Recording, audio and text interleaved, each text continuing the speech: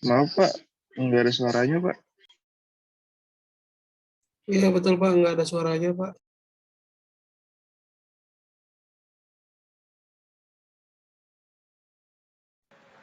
Tes tes. Halo, ada suara? Halo? Nah, Ini baru ada ada Pak. Pak. Hah? Ada. Sekarang ada sekarang. Baru ada Udah Pak. Pak, sekarang udah ada. Lah, dari tadi nggak dikasih tahu. Dikasih tahu saya baru baca sebabnya ya. Nanti disampaikan. Ini punya saya Pak yang rusak Iya, speakernya. iya, iya, iya. Karena ini, Sama Pak. karena apa ya tadi? Aduh, mic-nya ini milik ke checklist ke line ya. Line itu ke earphone ya. Harusnya yang atas ya. Sorry, sorry, sorry. Waduh, saya udah banyak sekali tadi. Coba saya tes dulu ya, rekaman tadi apakah ada atau tidak. Kasihan di teman-teman yang nanti ya kita dengar tes dulu.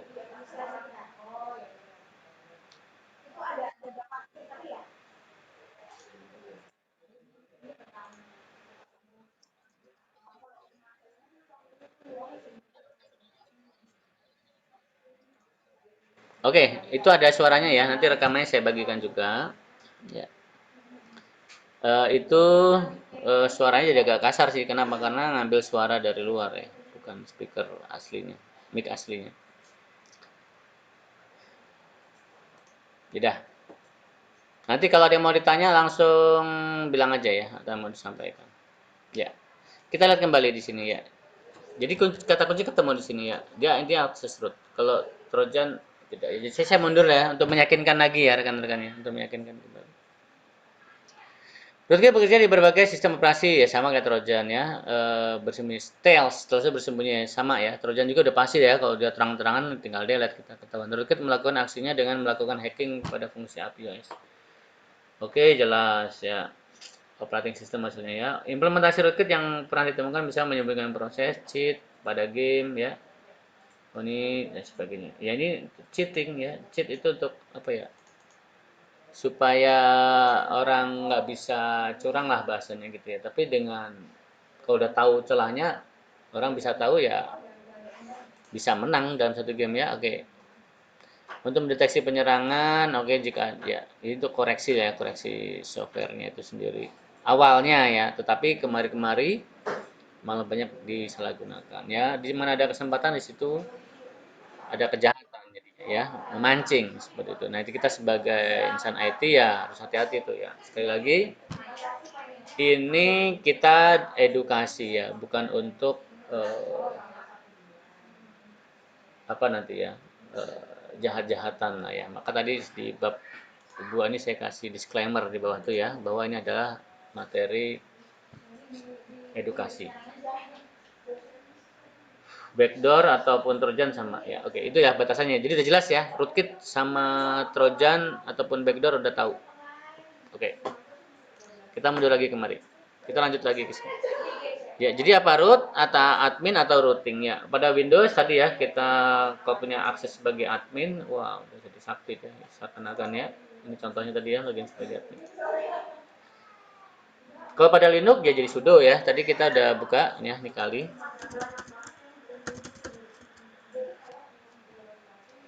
Nah, contoh misalkan kita dikali ya. Kalau kita default login biasa ya.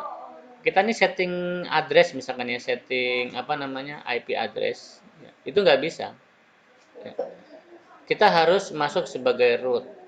Ya, sudo ya kita katakan sudo untuk mengedit.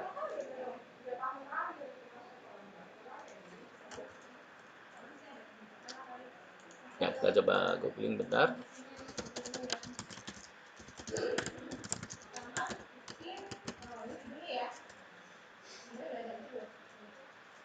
Kita lihat ya.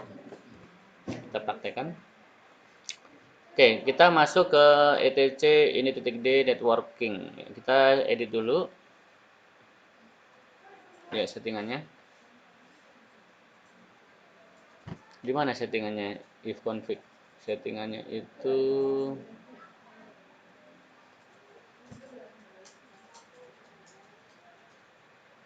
di sini ya, garis miring etc resolve contoh kita tes ya, etc resolve ngetes satu aja ya. Kita nano garis miring etc apa tadi? Resolve.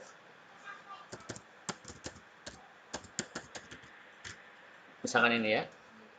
Kita nambahkan lagi nih satu nih, misalkan name server 201. Misalkan kita nambah lagi ya. Oke, kita tes saja ini, kita samain aja nih.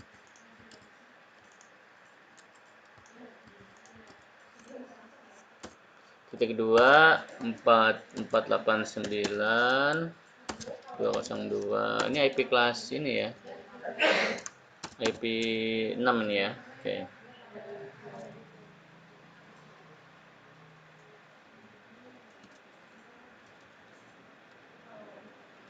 Dua kosong tujuh lah. Ctrl O. Enter.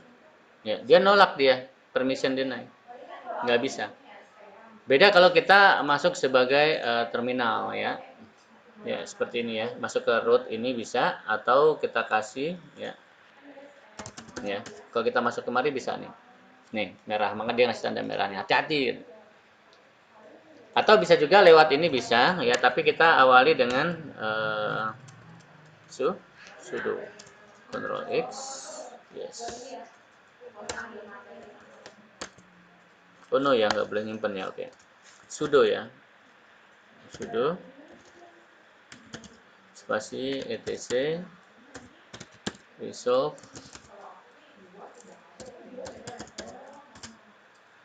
Nah, dia minta password. Apa nih? Resolve. etc resolve salah ya. Conf harusnya ya. Nanonya belum.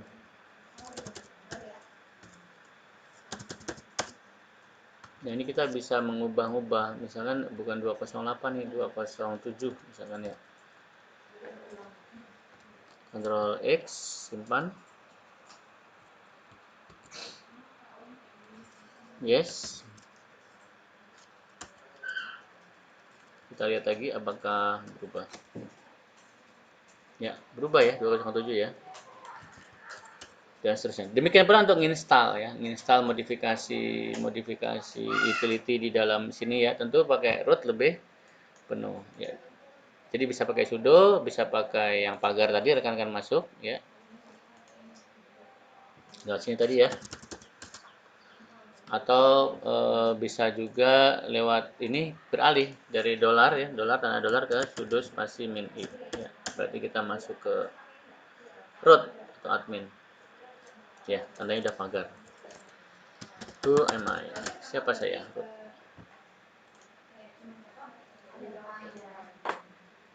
Oke ya. Nah, ini kalau udah masuk root kita bisa nambah user ya, bisa apa ya, modif lah ya, ganti password, semua user yang ada di dalamnya bisa kita modif. Seperti itu. Kalau di mobile bagaimana? Ya, lebih sering kita dengar lagi ya. Rootkit itu malah kesan awalnya itu ya root handphone ya. Ya sebenarnya bukan ngerut handphone ya, definisinya lebih luas. Artinya bagaimana mengambil alih admin pada suatu operating system. Oke, pada Android atau mobile ya. Oke, pada Android mobile itu lebih mudah ya. Ada dua cara. Pertama kita install dari Play Store, ya, cari program-program routing banyak ya. Googling aja.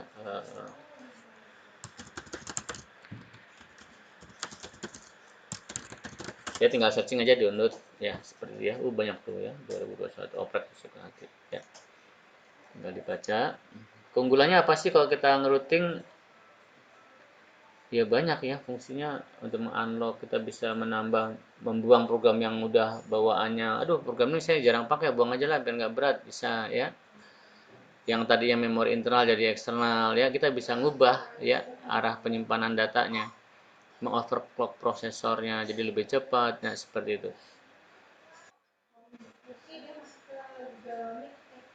Ya, gambarnya seperti itu ya. Download ya, atau bisa juga buka browser. Ini di sini ada juga nih ya. Tentunya untuk install ya USB debugnya diaktifkan ya. Oke, install. Udah jadi root langsung. Ya, kita tinggal main konfigurasi, install program-program yang harus jalan pakai root, ya udah bebas. Ya. Optimalisasi memori, prosesor ya. Atau bisa juga kita jalankan Linux di ininya, di handphone ya. Itu pakai tools namanya Termux. Ya, kita install Termux. Jadi Linux tuh jalan di handphone nanti rekan-rekan. Ya. Tapi Termux saya coba terakhir kemarin itu dia nggak ada di Play Store ya, nggak jalan ya, ini versi lama ini. Yang terbaru itu kita googling sendiri Termux F-Droid, ya nanti ada linknya langsung download, ya download APK. Ya, versi yang lebih baru ya 2021 tuh ya. Nggak tahu kenapa di Play Store dia nggak ini. Kayaknya sih peraturan 2021 itu Play Store nggak bisa .apk ya. Dia harus .aab ya kalau nggak salah ya. Seperti itu. Ya bisa jadi ya beberapa software yang tadinya jalan jadi nggak jalan. Oke, download, yaudah diarahkan install ya. Jadilah kita di sini kita bisa main root di sini. Manfaat lain dari Termux, ya kita bisa install, bisa apa dan sebagainya. Oke, normal lah ya. Nah, lanjut kita masuk ke senjata kita nih ya.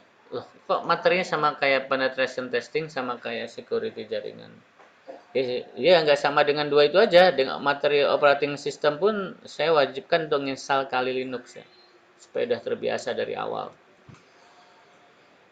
Ibaratnya kita ke pasar disuruh beli perlengkapan apa ya, perlengkapan dapur misalkan. Ya beli yang lengkap, selengkap mungkin ya.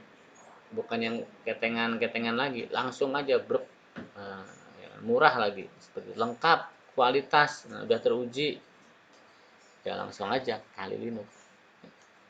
Kan awalnya dulu dia backtrack ya, backtrack udah apa ya, udah sangat terkenal sekali ya. Oke, untuk testing keamanan lebih stabil. Ini nulisnya ngantuk ya. Stabil dari backtrack dan kini tidak.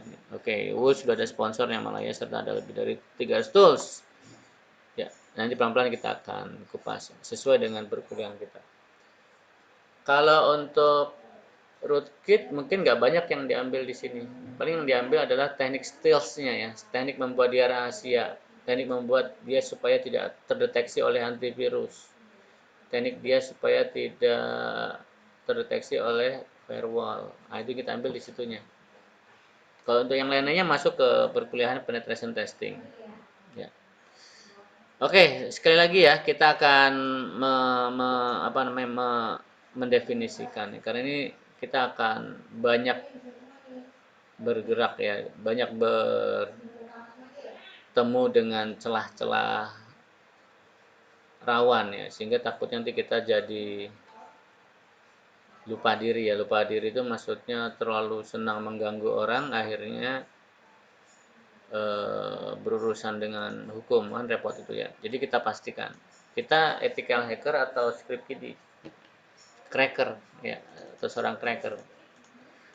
Ya, jangan kalau script kiddie jangan script kiddie yang rendah lah, langsung aja cracker yang high, jadi nggak ketahuan gitu loh ibaratnya ya. Kita mau jadi ethical hacker seperti itu. Apa aja bedanya ya? Sebenarnya sih kalau untuk rootkit nggak perlu sampai ethical hacker ya, karena kan dia rata-rata ngetes ke diri dia sendiri ya, ke sistem jaringannya dia sendiri. Kalau ethical hacker itu kalau kita pengen bermain ngetes ke vendor ya, ke perusahaan lain. Apa bedanya ethical hacker dengan kalau kita ngetes ke perusahaan itu, kemudian kita laporin, Pak, ada rawan di jaringannya.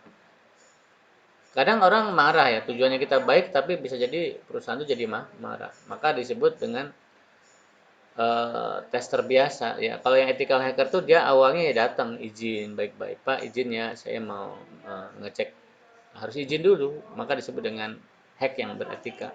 Ini ada sertifikatnya ya, ada langkah-langkahnya juga, cara bikin MOU-nya supaya supaya apa namanya, kedua belah pihak sepakat ya, tidak ada yang dirugikan ya, cara merahasiakan datanya, apa saja yang boleh dihack seperti itu.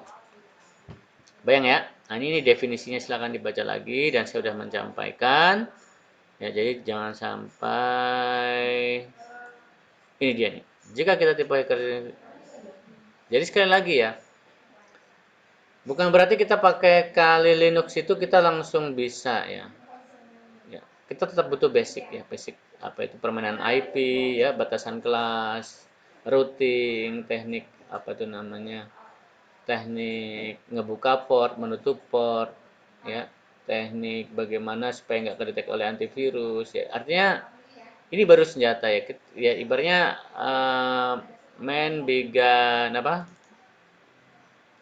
eh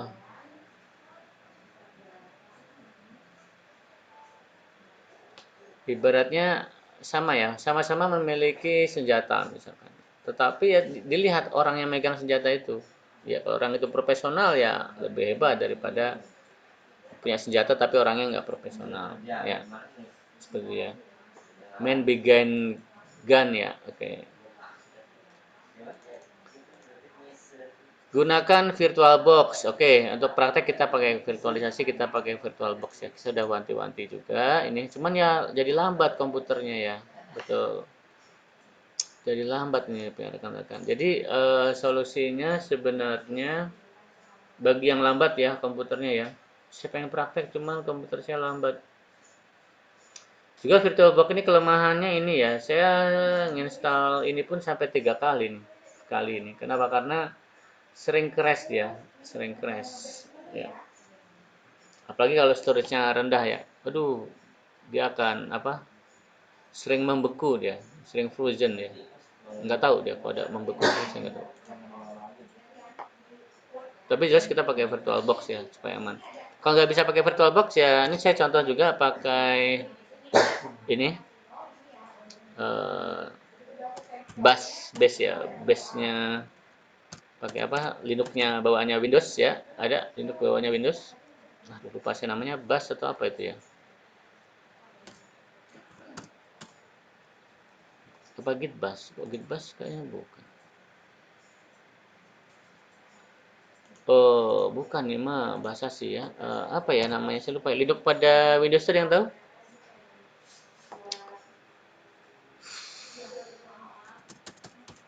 Nah, ini dia nih. Ini dia Windows, cuman dalamnya ada Linux nih. Ini saya install kali di sini. Tapi masih kosong ya. Maksudnya baru kalinya aja, kita belum install tools-tools yang lain.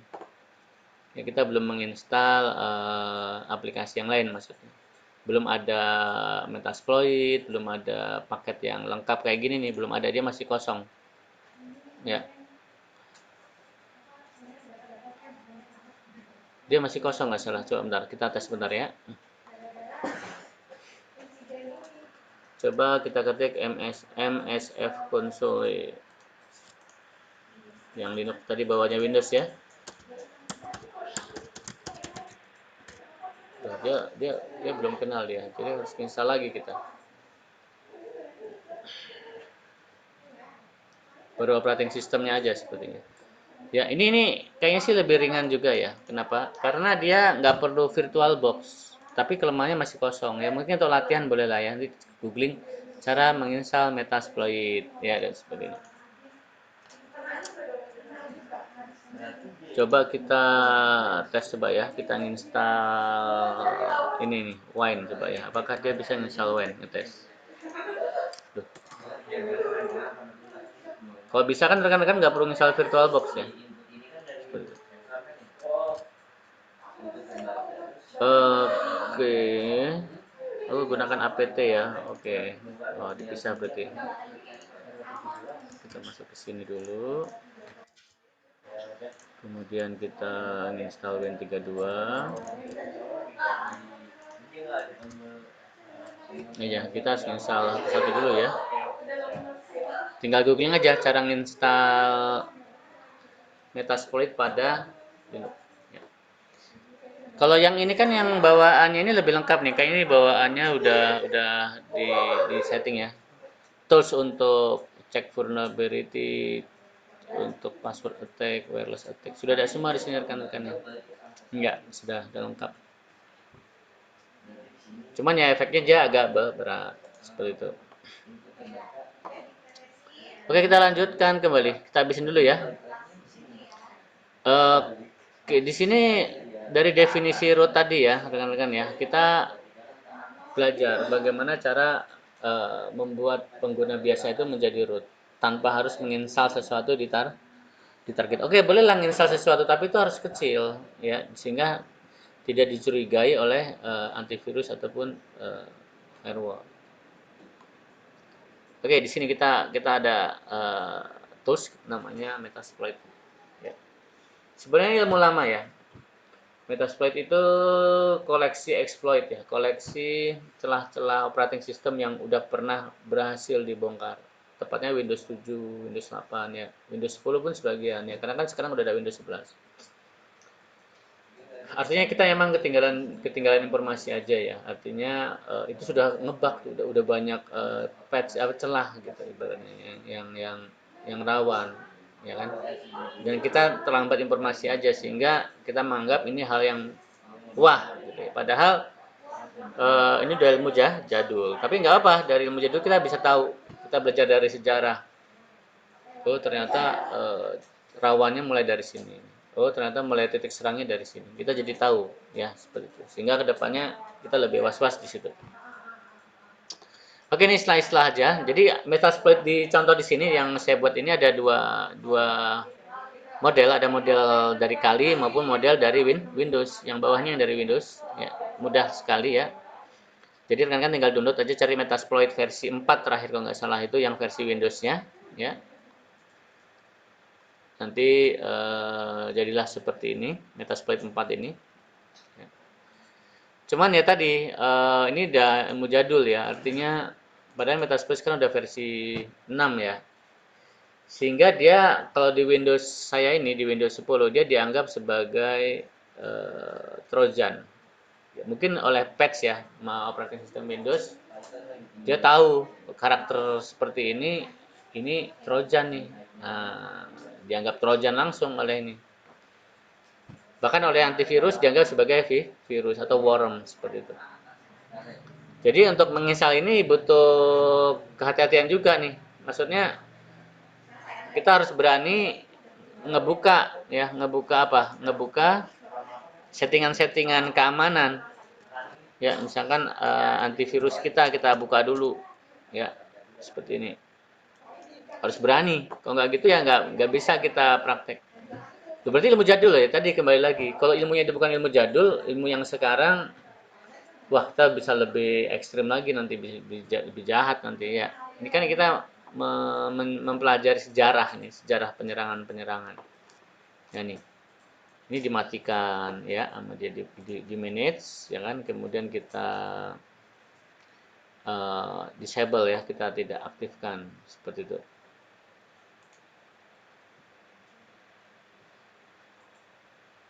Manage setting ya.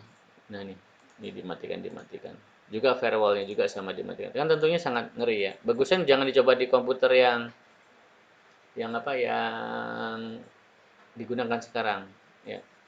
Yang Windows ini memang nggak saya rekomendasikan ya, tapi emang bisa ya. Kalau langsung install gimana dipaksakan ya, pasti keblokir, hilang, exitnya langsung hilang seperti itu. Tapi ini bisa ya. Dalam ini contoh ini dia ya kita praktek membuat yang namanya file rootkit ya. Tapi file ini harus diklik di target. Loh ini sama kayak Trojan. Iya, tapi tujuannya agak sedikit apa ya? Dia filenya kecil di sini nih. Filenya kecil di sini.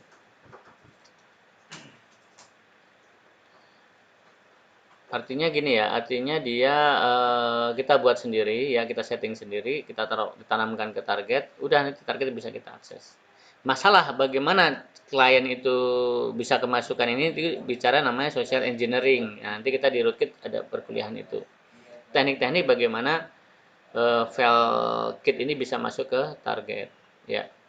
Contoh sederhananya ya, kita taruh di browser. Jadi saat orang buka link ya, kita buat suatu link, pas diklik, ngelink itu ke sini.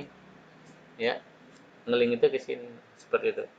Atau bisa juga kita nginstal program apa? Exe bundle ya, Exe bundle ataupun joiner. Ya, program joiner in itu kita bisa bundle dia. Misalkan program winamp.exe di join sama klik kalau Anda dapat bonus ya, atau yang kemarin tugas yang kemarin itu seperti itu. Jadi orang pas ngeklik Winamp paralel dia, jalan di sana dan jalan di sini juga. Udah, remote ya langsung. Bayang ya. Itu teknik social engineering ya, teknik-teknik bagaimana file ini bisa ada di target. Tadi ada bacaan apa tadi ya? Ada bacaan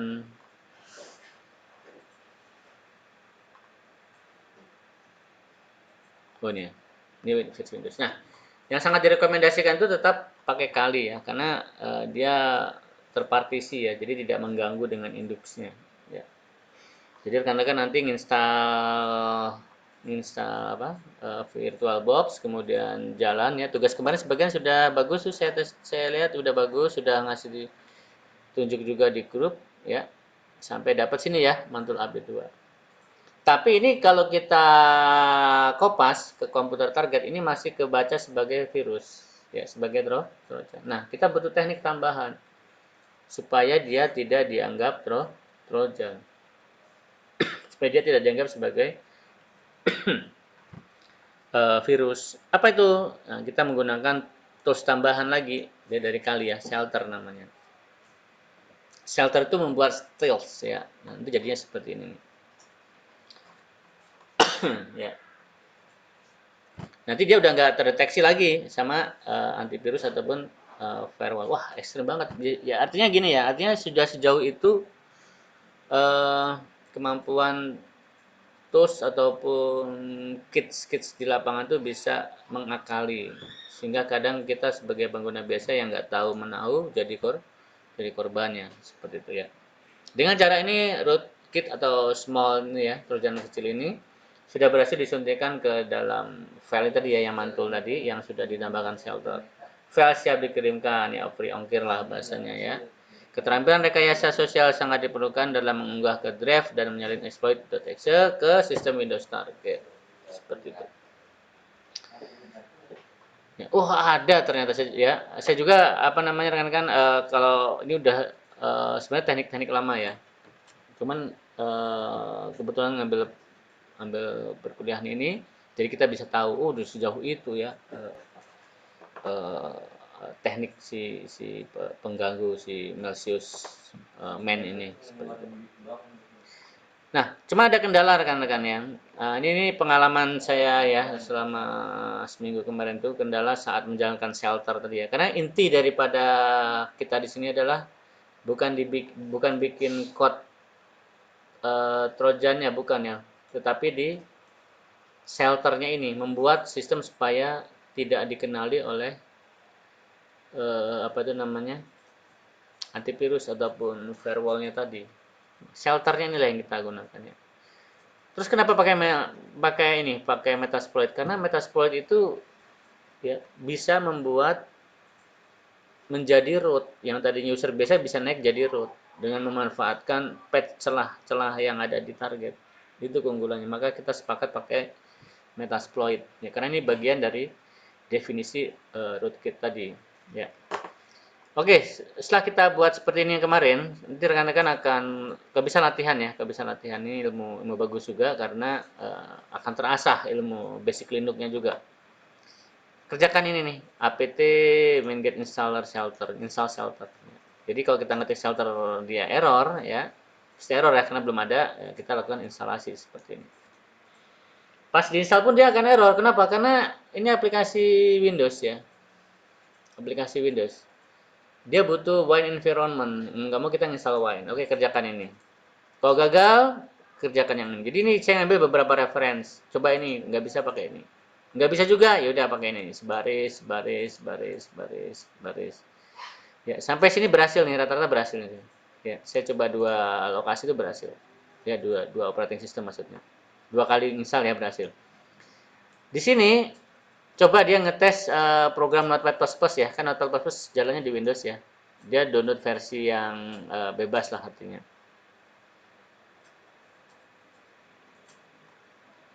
Oh, di sini gagal nih, sorry. Di sini gagal nih. Di sini dia masih gagal nih karena versi ini udah nggak ada ya. Kalau ini nggak ada, turun aja ke bawahnya sini ya.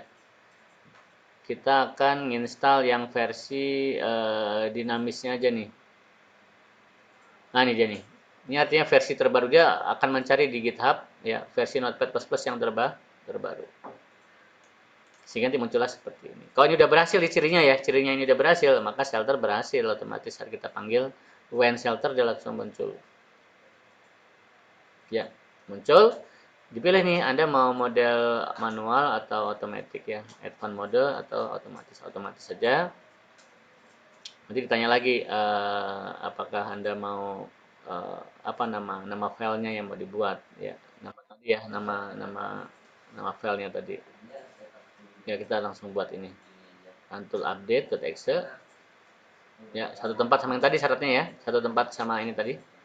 Satu tempat sama yang pertama dibuat tadi. Kalau ini kan masih terdeteksi sama virus tadi kan. Oke, di sini dia langsung kita tulis ya. Yes. Nah, sampai terakhir modelnya gimana? Model TCP artinya feedback ya, dia ngasih bounce balasan kepada kita ya. Ini adalah L ya, L itu localhost ya, localhost IP-nya kali. Linux kalinya berapa IP-nya? Ya, seperti ini. Tuh dia sering kayak gini ya. Padahal RAM-nya sudah saya naikin 2,5 GB ya. Sering dia itu ngunci ya. Nah, ini nih, kelemahannya yang model virtual kayak gini nih.